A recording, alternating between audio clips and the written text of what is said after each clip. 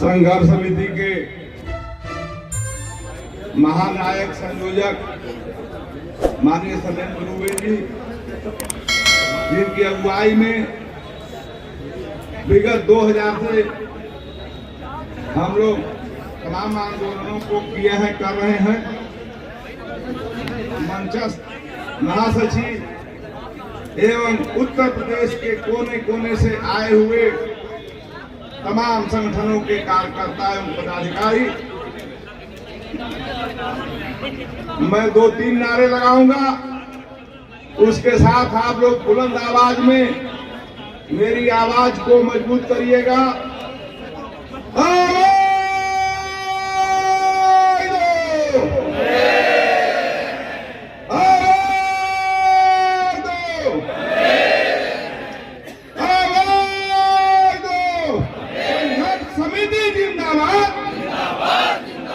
संघर्ष समिति जिंदाबाद,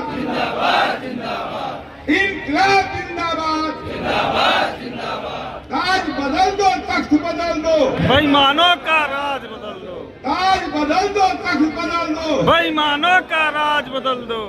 जो हिटलर की चाल चलेगा वो हिटलर की मौत मरेगा, जो हिटलर की चाल चलेगा वो हिटलर की मौत मरेगा, जो हिटलर की चाल चलेगा वो हिटलर की मौत मरेगा। बहादुर साहब, बहुत देर से आप लोग तमाम मनीषियों की बातों को आप लोग सुन रहे थे। तमाम जो मांगे संघर्ष समिति द्वारा प्रबंधन से मांगी गई है, उसमें कोई भी मांगे नहीं है। वो सब मांगे पुरानी है, और जो हमको सुविधा मिल रही थी उस सुविधा को जो प्रबंधन छीनने का काम कर रहा है, उसके विरोध में यह आंदोलन चल रहा है। मित्रों, मेरा व्यक्तिगत मानना है, प्रदेश और देश को बर्बाद करने में किसी का सबसे बड़ा हाथ है तो आईएएस प्रबंधन का है। आईएएस प्रबंधन को अभी माननीय शैलेंद्र दुबे जी ने आप लोगों को एक घटना सुनाया तेलंगाना की, कि आप शराब बेच भी लेते हो और शराब रोक भी देते हो। हम ये कहते हैं कि तकनीकी विभाग, चाहे पीडब्ल्यूडी हो, इरिगेशन हो, बिजली हो, इसमें आईएएस प्रबंधन की क्या आवश्यकता है? ये थाना चलाते हैं, ये पुलिस चलाते हैं, इनका नाम कलेक्टर है।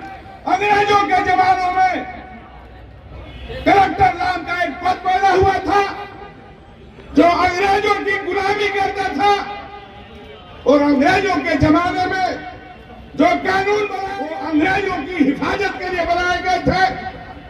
कलेक्टर हिंदुस्तानी नहीं होता था, कलेक्टर अंग्रेज होता था। इसलिए उस कानून को भी बदलने की आवश्यकता है। ये आदेश देते हैं थानेदार को कि रोड रोक दो। एक पुलिस वाला जाता है, रोड पर झंडा पकड़ता है, और एक तरफ से 100 ट्रकें खड़ी हो जाती हैं और दूसरी तरफ से 100 ट्रकें खड़ी हो जाती हैं। मैं यह कहता हूं कि इनको काम का बिल्कुल तकनीकी काम नहीं है। यदि आईएएस प्रबंधन एक पोल का फ्यूज उड़ जाए और वो बनवा दे तो मैं अपना नाम बदल दूंगा।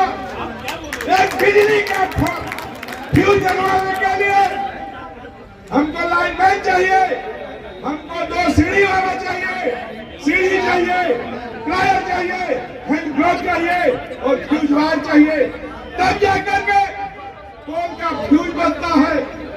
ये बेईमान लोग जो खुद बेईमान है, जो भ्रष्टाचार में कंठ डूबा हुआ है, यही माननीय अध्यक्ष जी के सरपरस्ती में इनके अधीन इसी शक्ति भवन में बैठने वाला डायरेक्टर फाइनेंस चोरी करके 2 जगह से वेतन उठा रहा था। जब इसका भंडाफोड़ हुआ बेईमानी का, तो उन्होंने एक जगह से लिखा कि हमारा रिकवरी कर लिया जाए।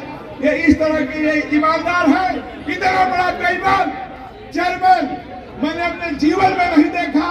बेईमानी अपने करता है, आरोप इंजीनियर को कर्मचारियों को लगाता है। समिति की बैठक में जब चेयरमैन अरविंद कुमार थे, हम लोग बैठे थे। अरविंद कुमार तमाम आरोप हमारे इंजीनियरों पर लगाने लगे, जिसमें माननीय सरेन दुबे जी भी थे, माली मंत्री जी भी थे, श्रीकांत शर्मा जी। मैंने कहा कि ये आईएएस प्रबंधन हमारे इंजीनियर को काम करने नहीं देता है, न समय देता है। कभी चेयरमैन साहब वीसी करेंगे, कभी डायरेक्टर वीसी करेगा, कभी एमडी वीसी करेगा, कभी चीफ वीसी करेगा, कभी एसी वीसी करेगा। महोदय ये बताइए कि हमारा एग्जीक्यूटिव इंजीनियर, हमारा स्टेट इंजीनियर, मेरा जूनियर इंजीनियर काम कब करेगा, जब सुबह 6 बजे से लेकर रात के 10 बजे तक ये लगातार वीसी करते रहते। कोई जवाब नहीं था।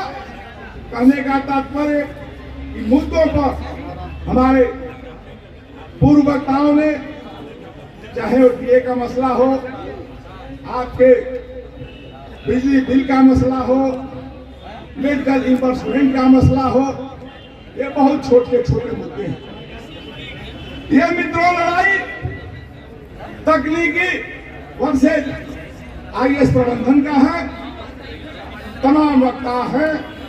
मैं अपना एक व्यक्तिगत प्रस्ताव लेके आता हूं। यदि ये प्रस्ताव ये हाउस पास करता है, ये सभा पास करती है, तो मैं माननीय संयोजक जी से अनुरोध करता हूं कि उस प्रस्ताव को भी जोड़ते हुए अगले आंदोलन में उस प्रस्ताव को जोड़ा जाए कि पावर कॉर्पोरेशन में प्रोफेशनल इंजीनियर की ही नियुक्ति चेयरमैन के रूप में की जाए। आईएएस प्रबंधन को पावर कॉर्पोरेशन के कुर्सी से हटाया जाए। इस प्रस्ताव को लेते हुए अगली चाहिए, तभी हमको अपने मांगों को पा सकने में हम सक्षम होंगे। जब तक इस पर आईएएस बैठा रहेगा, केवल उसकी एक षड्यंत्र रहता है कि वो इस तरह का माहौल डेवलप करे कि आप काम न कर पाए और अपनी अक्षमता को वो बिजली कर्मचारियों पर और बिजली अधिकारियों पर थोपना चाहता है। मित्रों, मेरी आप लोगों से अपील है, जब पूर्वांचल डिस्कॉम को निजी हाथों में देने का निर्णय हो चुका था, माननीय सलेन जी बनारस दौरा किए थे और उस दौरे के बाद आंदोलन हुआ। ये सरकार नहीं सुन रही थी। चूंकि लेटेस्ट घटना बता रहा हूं, उसका समझौता विधानसभा के अंदर विद्युत मंत्री, चीफ सेक्रेटरी और तमाम बड़े बड़े अधिकारियों के बीच में हुआ था। जिस प्रस्ताव को माननीय सलेन जी ने बताया वो क्या हुआ था, वो विचार करने का विषय है कि हुआ क्यों। जब आपने आंदोलन किया, जब आपने संघर्ष किया, उत्तर प्रदेश की 4 क्षेत्र जब अंधेरे में डूब गया, आप जब काम छोड़ दिए, पूरा प्रदेश 3/4 अंधेरे में डूब गया, सरकार की और प्रबंधन की सांसें टूट गई और दिन में 11 बजे दुबे जी को विशेष आग्रह पर कि आपके साथ हम लोग कैबिनेट की बैठक विधानसभा के अंदर करेंगे और 5 या 6 अक्टूबर 2020 को हम लोग आगे समझौता किए, जिसमें पूर्वांचल डिस्कॉम बिकने से बचा। कहने का तात्पर्य है मित्रों कि आप जब लड़ेंगे आप जीतेंगे, जब घर में सोएंगे तो आपको कुछ नहीं मिलेगा। तमाम मित्रों ने आप लोगों को अपने बातों से हौसला अफजाई किया है। मैं 2 लाइन कहते हुए कि कर खुद को इतना बुलंद, कर को खुद इतना बुलंद ऐ बंदा कि खुदा भी पूछे कि तेरी रजा क्या। अपने को मजबूत कर लिए, माले की तरह एक दूसरे से जुट गए तो कोई हस्ती नहीं है, कोई ताकत नहीं है जो आपको आपकी मांगों से हटा सके और ये देश और ये प्रदेश ये वीरों की धरती है। जब यहाँ जिसका सूर्य नहीं डूबता था अंग्रेज शासन का, उसको मार के भगा दिए। महात्मा गांधी सूट बूट से एक वस्त्र में हो गए, मंगल पांडे हुए, भगत सिंह हुए, ऊधम सिंह हुए, सुभाष चंद्र बोस हुए। तो क्या हम लोग सुभाष चंद्र बोस और भगत सिंह से कम हैं? अपने को सुभाष चंद्र बोस और भगत सिंह बनाइए और इन बेईमानों को सप्तम तल से उतार करके नीचे फेंकिए। इसी आह्वान के साथ मैं अपनी बात समाप्त करते हुए धन्यवाद। जनाब मायाशंकर तिवारी जी, जिनका ओजस्वी भाषण आप सुन रहे थे, शेर यूं था कि खुदी को कर बुलंद इतना कि हर तकदीर से खुदा बंदे से खुद पूछे बता तेरी रजा।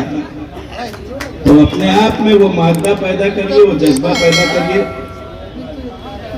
जितने लोग गेट